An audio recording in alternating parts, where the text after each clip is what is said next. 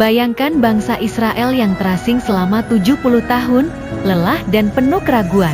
Dalam keputusasaan itu, Nabi Zaharia menulis sebuah harapan, maka Tuhan akan menjadi raja atas seluruh bumi. Pada waktu itu, Tuhan adalah satu-satunya dan namanya satu-satunya. Zaharia 14 ayat 9. Rumah Allah bukan sekadar bangunan, melainkan tempat di mana hati merasa nyaman dan memiliki. Kerinduan kita akan rumah Allah adalah panggilan untuk percaya bahwa perjalanan hidup, meski penuh tantangan, tidaklah sia-sia. Tuhan yang setia menjanjikan pemulihan dan kerajaannya yang kekal. Jika hari ini kamu merasa jauh dari janji Tuhan, ingatlah bahwa rumah sejati menanti tempat di mana kedaulatan Allah memerintah dan damainya melingkupi. Kerajaan itu bukanlah mimpi jauh, melainkan janji yang pasti akan datang. Mari kita tetap setia menantikan hari itu.